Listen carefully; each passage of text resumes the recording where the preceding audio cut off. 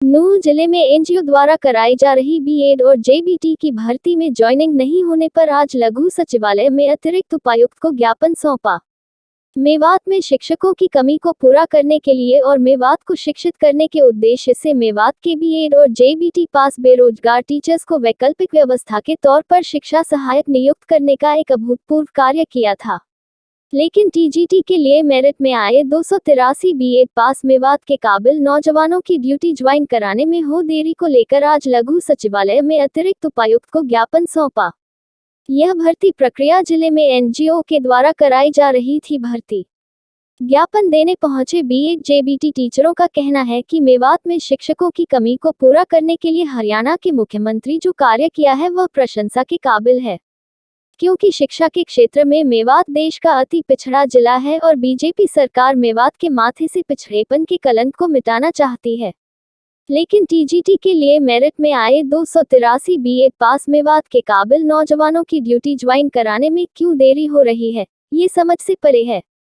क्योंकि ये कोई स्थायी नियुक्ति नहीं है, केवल एनजीओ के तहत अस्थायी वैकल्पिक व्यवस्था है जिसमें नियम और मापदंडों को लागू करने का कोई विषय नहीं बनता है। इसलिए शिक्षा विभाग के संबंधित अधिकारी मेवात के टीजीटी के लिए मेरिट में आए 283 बीएड जेबीटी पास ज्वाइनिंग लेटर जारी करे ताकि ये योजना बीएड जेबीटी पास बेरोजगार मेवाती नौजवानों को केवल रोजगार देने के मकसद से नहीं बनाई बल्कि प्रशासन ने सरकार के उद्देश्यों को पूर्ति के लिए बनाई है। जिला मेवात में एमडीए और सोसाइटी के माध्यम से अस्थायी ठेके पर सहायक टीचरों की भर्ती के लिए ज्ञापन निकाला गया था। ज्ञापन के माध्यम से प्राइमरी अध्यापक और टीजीटी अध्यापक, जिसमें से प्राइमरी अध्यापकों को ज्वाइनिंग दे दी गई है, लेकिन टीजीटी जिन 283 बच्चों ने टेस्ट क्वालिफाई किया, डॉक्यूमेंट वेरीफाई कराए और पूरी तरह क्वालिफाई हो गए, उन लोगों को शिक्षा विभाग और सोसाइटी ने ज्वाइनिंग पत्र नहीं दिए हैं, जिसके लिए हम डीसी साहब को ज्ञापन देने के लिए आए हैं और उनसे गुजारिश करेंगे कि 283 सभी क्वालिफाई टीचरों को ज्वाइनिंग पत्र दिए जाएं। अगर हमें ज्वाइनिंग पत्र नहीं मिला तो हम शांतिपूर्ण तरीके से मुख्यमंत्री श्री मनोहर लाल खट्टर जी से मिलेंगे और अपनी मांगों को रखेंगे।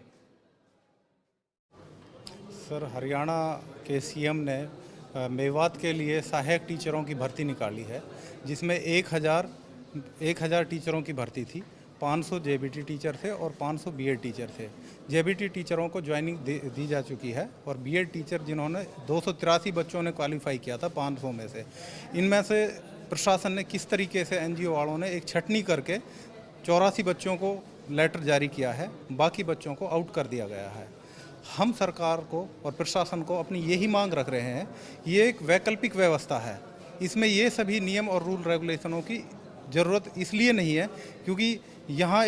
हम एक टेम्परेरी टीचरों का जुगाड़ कर रहे हैं। यहाँ पे इस तरीके वैकल्पिक व्यवस्था में इतने सारे नियम रूल रेगुलेशनों की ज़रूरत नहीं होती है। यहाँ पे जैसे हमारे कुछ बच्चों की जो निकाला गया है, कुछ परसेंटेज की वजह से निकाला गया है, कुछ इलेक्टिव सब्जेक्ट की वजह से निकाला गया है और इलेक्टिव का दूसरा सब्जेक्ट कॉम्बिनेशन का भी मसला रहा है। यहाँ पे जब वैकल्पिक व्यवस्था ही की जा रही है तो इसकी ज़रूरत मेरे ख्याल से नहीं है, जो मेरे विचार हैं। बाकी हम सरकार को अपनी यही मांग रख रहे हैं कि इसमें इतने नियमों की ज़रूरत नहीं है।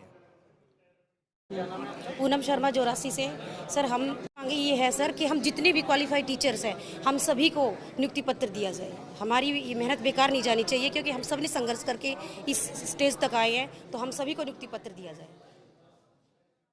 मेरा नाम सलीम खान है और मैं ह्यूमन राइट जस्टिस एसोसिएशन उसका डिस्ट्रिक्ट प्रेसिडेंट हूँ, डिस्ट्रिक्ट नूंह से।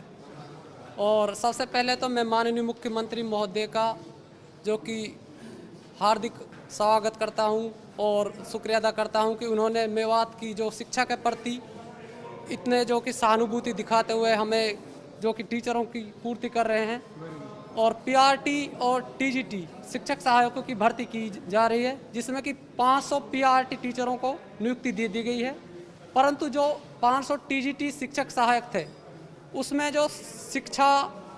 के ऐसे नियम लागू कर दिए गए, ऐसे मापदंड लागू कर दिए कि जो एक वैकल्पिक व्यवस्था के लिए एचएससी भी नहीं करती, कि जब हम एक वैकल्पिक व्यवस्था कर रहे हैं कि जब तक के लिए कि जब तक एक रेगुलर भर्ती का जो कि नहीं हो सकती, तो इस तरह की जो मापदंडों को लागू करने का क्या नियम बनता है। अगर आप सरकार इस तरह के नियमों को लगाती है तो हमारी भी एक मांग है कि जैसे बहुत सारे पीआरटी साथी भी हैं हमारे साथ, कि हमारे लिए जो एचएससी के तहत जो सैलरी दी जाती है वो दी जाए, जब इस तरह के मापदंड लागू करते हैं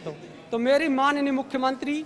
और उपायुक्त महोदय और शिक्षा मंत्री कंवरपाल गुर्जर जी से यही निवेदन है कि जो